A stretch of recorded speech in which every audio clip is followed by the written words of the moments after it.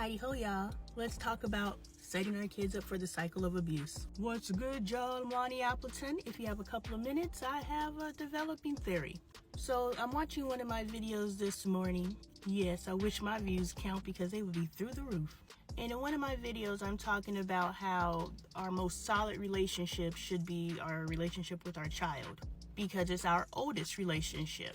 And I know that we have relationships with people from high school, middle school, some even of us elementary school. Some of us, our moms were friends, and so we're friends from birth. But I said those relationships were back and forth, back and forth, back and forth.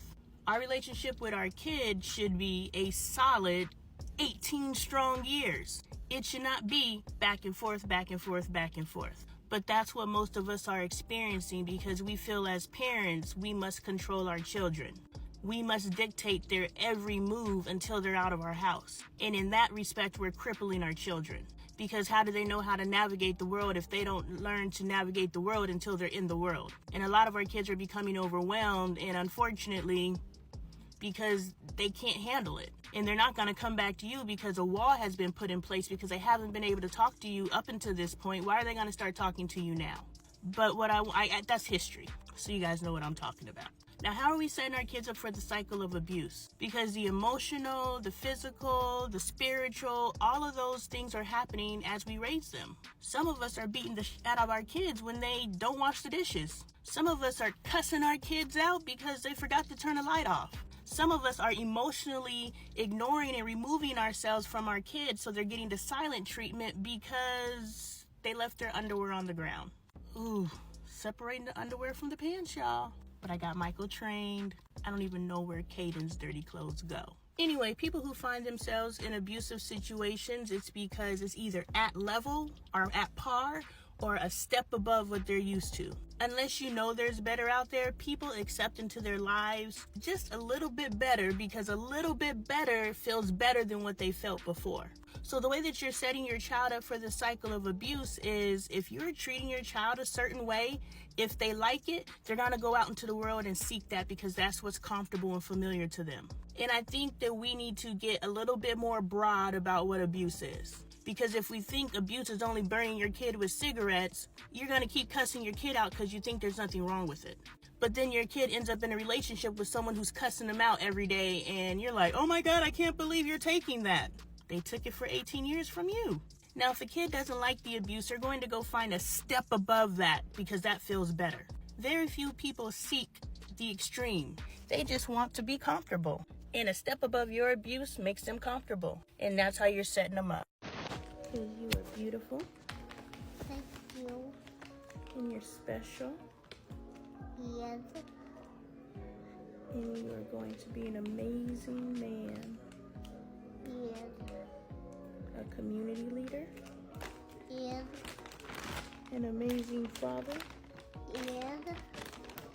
An amazing son. Will you stop playing with that? No, leave the cereal alone.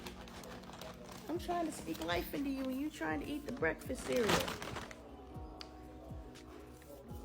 An amazing son. Yes.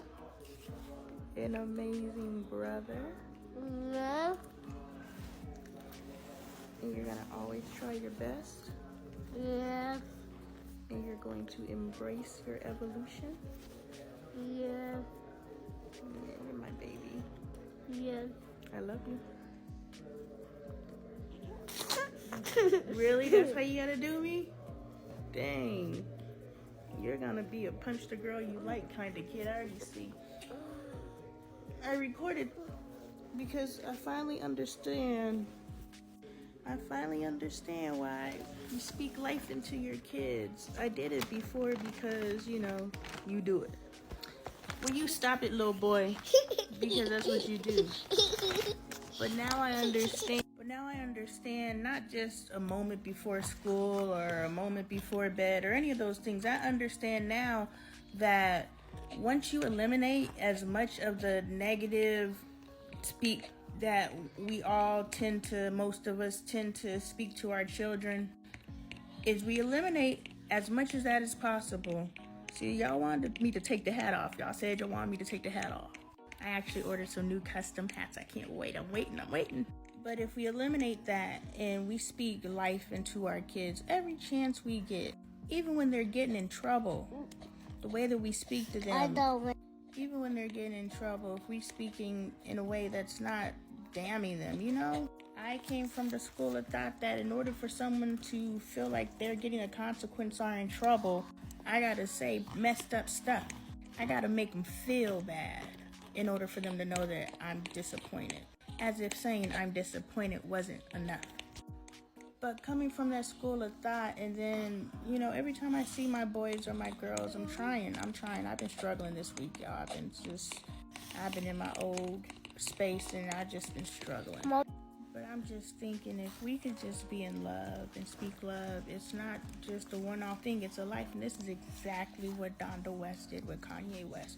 Y'all watch that documentary. I fully understand if you're constantly speaking life, your life becomes an affirmation.